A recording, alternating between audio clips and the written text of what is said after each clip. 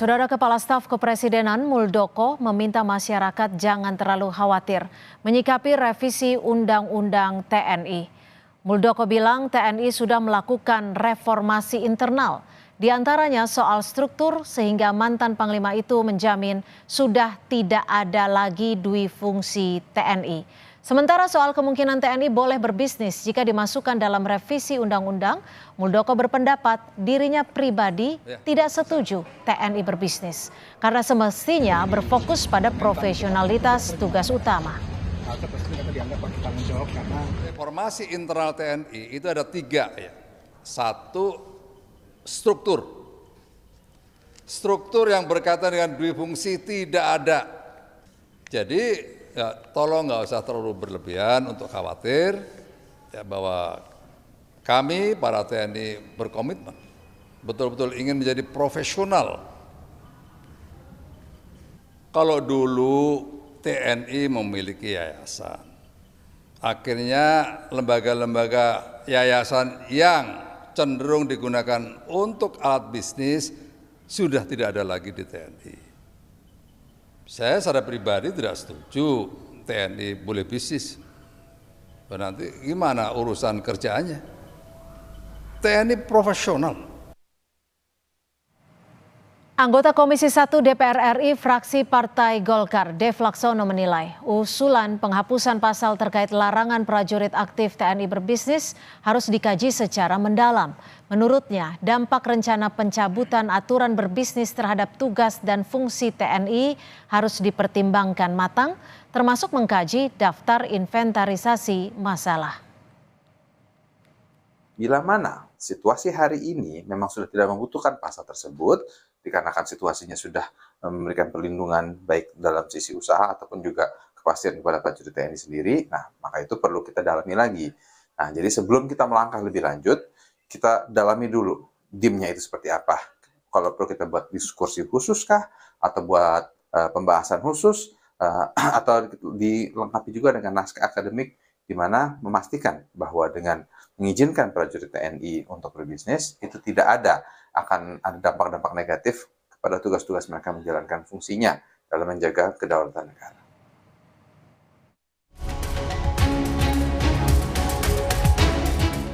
Revisi Undang-Undang Nomor 34 Tahun 2004 tentang Tentara Nasional Indonesia jadi polemik di publik. Salah satunya soal prajurit aktif diperbolehkan terlibat dalam kegiatan bisnis.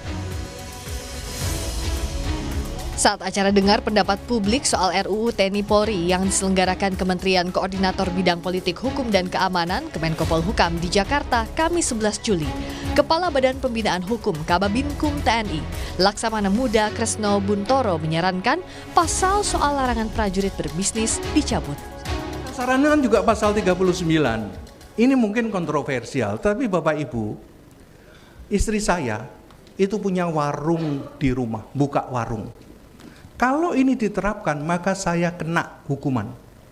Prajurit dilarang terlibat di dalam kegiatan bisnis.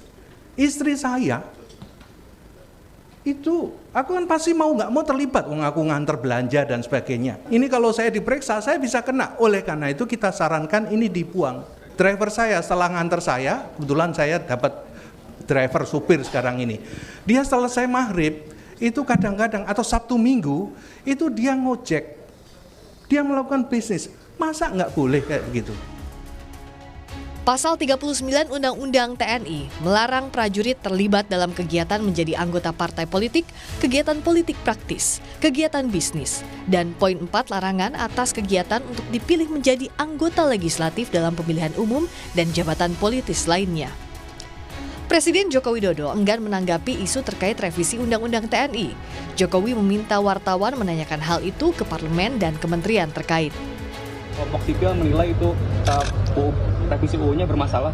Ada tanggapan dari Bapak nggak seperti Undang-Undang? Coba ditanyakan ke DPR, tanyakan ke Menko Polhukam. Tapi indeks demokrasi di pemerintahan terakhir Bapak terus menurun, Pak. Ada tanggapan Pak soal itu, Pak? Demokrasi kita, pemilu berjalan dengan baik.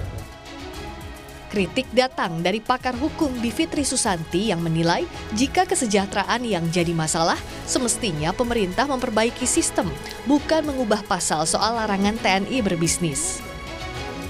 Nah, jadi kalau memang ada masalah kesejahteraan, berarti adalah tugas negara untuk memperbaiki sistem di TNI sendiri, bagaimana caranya supaya kesejahteraannya membaik.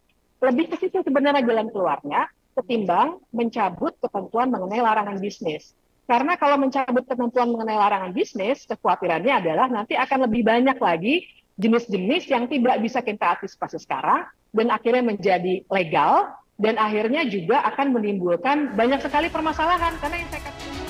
Namun mantan Kepala Badan Intelijen Strategi Soleman Ponto menilai jika kesejahteraan TNI belum bisa dinaikkan dengan sepantasnya, tak ada salahnya mencabut ketentuan soal larangan TNI berbisnis. Jadi kalau memang itu masih dipertahankan, ya membuat orang ini penuh itu tahanan militer, karena Aspam akan nangkap terus. Dan itu bukan jalan yang benar, lama-lama berontak mereka. Ya contohnya apa yang terjadi di kasus Asabri, kan sama aja. Kalaupun ada penyelewengan, ya dihukum. Nah, sekarang tinggal diatur. Jadi begini, sekarang kita tinggal atur. Kalau memang tidak boleh ada hasil selain dari gaji, ya naikkan gajinya sesuai profesional, kan gitu aja. Kalau memang tidak mau. Saya mau ke Mbak Bivitri. Itu manusia, bukan baik Pak robot, Soleman. kan gitu. Hingga saat ini Badan Legislasi DPR masih menunggu daftar inventarisasi masalah revisi Undang-Undang TNI dari pemerintah.